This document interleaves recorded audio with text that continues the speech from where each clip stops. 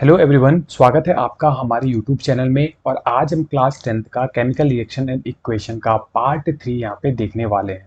ठीक है बच्चों, तो पार्ट 2 में हमने क्या देखा था कि बर्निंग ऑफ मैग्नीशियम रिबन, इसकी जो कहानी थी ना, उस कहानी को हमने वर्ल्ड इक्वेशन में लिखना सीख लिया था कि भाई हम कैसे लिखेंगे, magnesium plus oxygen gives magnesium oxide. ठीक है, और लेफ्ट हैंड साइड वाले पार्ट को हम कहते हैं रिएक्टेंट और राइट हैंड साइड पार्ट को हम क्या कहते हैं, प्रोडक्ट। इतना हमने ये सीख लिया था। और आज हम क्या सीखने वाले हैं, आज हम सीखने वाले हैं कि एक्चुअल में जो केमिकल इक्वेशन होती है उसको हम किस प्रकार से लिखते हैं। ठीक है, तो चलो, अब पिछली क्लास में जो हमने ये वर्ल्ड इक्वेशन लिखी थी, इसमें अब हम क्या करेंगे और मॉडिफाई करेंगे इस इक्वेशन को। मॉडिफाई करके इसका और मतलब सरलीकरण कर लेंगे, इसको और सरल हम यहाँ पे बना देंगे। हम क्या करेंगे, जो मैग्नीशियम है ना, मैग्नीशियम को मैं अब मैग्नीशियम नहीं लिखूंगा, इतना बड़ा नाम नहीं लिखूंगा, मैं इसका क्या लिखूंगा यहाँ पर, केमिकल फॉर्मूला लिखूंगा। क्या लिखूंगा बच्चों, केमिकल फॉर्मूला, या फिर हम कह सकते हैं इसका हम क्या लिखेंगे, सिंबल लिखेंगे। ठीक है, मैग्नीशियम का सिंबल क्या होता है, मैग्नीशियम का सिंबल होता है Mg। तो अब मैं मैग्नीशियम पूरा नहीं लिखूंगा, मैं केवल उसका सिंबल लिख दूंगा। बाकी सारी चीजें सेम होंगी, प्लस का साइन आएगा क्योंकि रिएक्टेंट है। ऑक्सीजन, ऑक्सीजन का केमिकल फॉर्मूला क्या होता है, ऑक्सीजन का होता है बच्चों O2।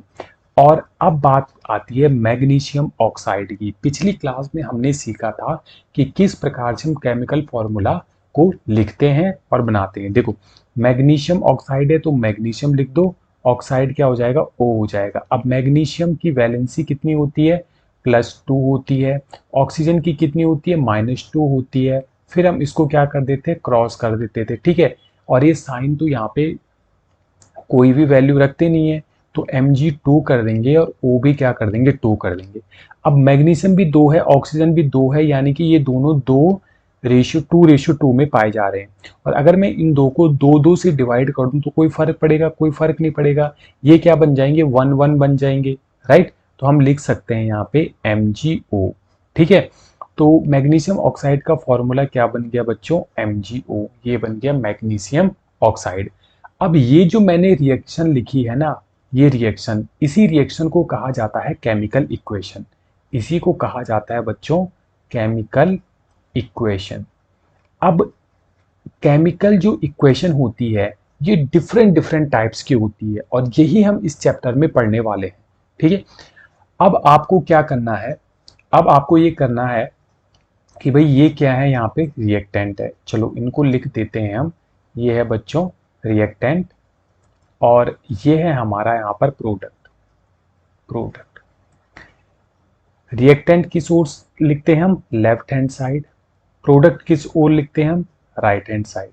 अब आपको क्या करना है, प्रत्येक एलिमेंट के एटम के नंबर को काउंट करना है, उसके बाद उनकी तुलना करनी है, कंपैरिजन करना है left hand side and right hand side से। इसका क्या मतलब है, देखो, लेफ्ट हैंड साइड की अगर मैं बात करूं, एटम कौन कौन से हैं भाई, लेफ्ट हैंड साइड है मैग्नीशियम है हमारा, और क्या है बच्चों, ऑक्सीजन है। मैग्नीशियम है और ऑक्सीजन है। और राइट हैंड साइड में भी क्या है, मैग्नीशियम है और क्या है, ऑक्सीजन है। ये क्या है, एक मॉलिक्यूल है।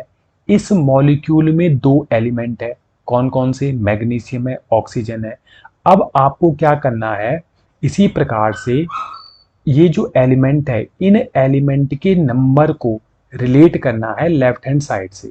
तो राइट हैंड साइड में मैग्नीशियम कितना है, मैग्नीशियम है बच्चों 1।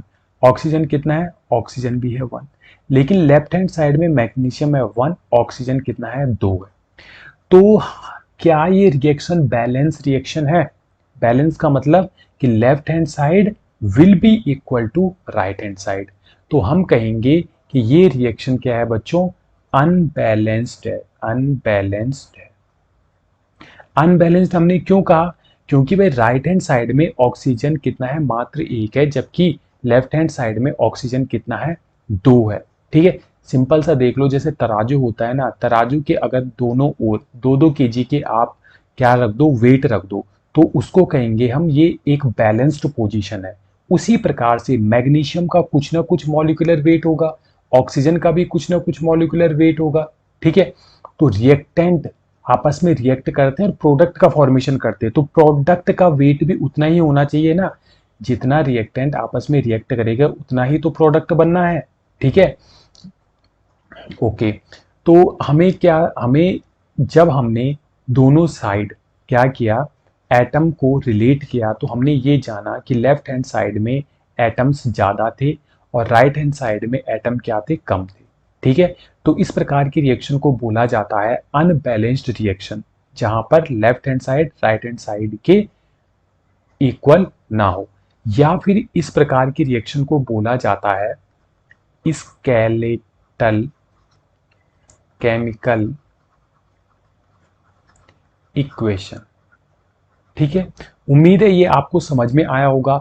अब यदि एग्जाम में पूछा जाए कि भाई केमिकल इक्वेशन किस प्रकार से आपको लिखना है, ठीक, तो इसकी जो डेफिनेशन होगी वो होगी किसी भी केमिकल रिएक्शन को जब हम उसमें प्रेजेंट रिएक्टेंट एंड प्रोडक्ट को उनके केमिकल फॉर्मूला या फिर सिंबल के रूप में रिप्रेजेंट करते हैं तो वह केमिकल इक्वेशन कहलाती है। वही तो किया हमने, मैग्नीशियम था, ऑक्सीजन था, उनको अब हमने क्या किया, उनके सिंबल या फिर केमिकल फॉर्मूला के आधार पर उनको लिख दिया। ठीक है, इसी को हमने क्या किया, इसी को हमने क्या कहा, केमिकल इक्वेशन कहा। अब ये जो केमिकल इक्वेशन है ये बैलेंस्ड नहीं है, वो हम अभी डिस्कस कर चुके हैं कि क्यों ये बैलेंस्ड नहीं है। ठीक है, ये क्या है बच्चों, अनबैलेंस्ड इक्वेशन है और इसी को हम क्या कहते हैं, स्केलेटल केमिकल इक्वेशन कहते हैं। अब यदि आपके एग्जाम में पूछा जाता है अनबैलेंस्ड इक्वेशन क्या होती है, या फिर पूछा जाता है स्केलेटल केमिकल इक्वेशन क्या होती है, या फिर पूछा जाता है कि केमिकल इक्वेशन क्या होती है, तो यहाँ से आपके 3 क्वेश्चन बन जाते हैं। उम्मीद है इन क्वेश्चन का आंसर आप आसानी से दे सकते हो। इस प्रकार से आपको एग्जाम्पल लिखने हैं, इस प्रकार से आपको समझाना है। साथ में जब केमिकल इक्वेशन को आप समझाओगे तो आपको ये भी वहां पर लिखना है कि जो रिएक्टेंट होते हैं वो हम लेफ्ट हैंड साइड में लिखते हैं, जबकि प्रोडक्ट को हम राइट हैंड साइड में लिखते हैं। किन्हीं भी दो रिएक्टेंट के बीच में हमेशा पॉजिटिव का साइन होता है और रिएक्टेंट और प्रोडक्ट के बीच में एरो का साइन होता है। एरो का जो हेड होता है इसको क्या बोलते हैं, एरो का हेड। ठीक है, एरो का हेड हमेशा प्रोडक्ट की ओर होता है, जबकि जो टेल होता है एरो का वो रिएक्टेंट की ओर होता है। ठीक है, और बस आपको इतना ही लिखना है जितना मैंने आपको बताया है, आपको अच्छे एग्जाम में मार्क्स मिल जाए।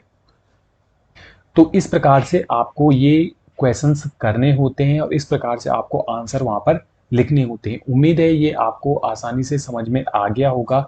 अगर आपको कोई भी क्वेरी है तो प्लीज़ कमेंट बॉक्स में हमें ज़रूर बताएं और मिलते हैं पार्ट 4 में एक नए कॉन्सेप्ट के साथ।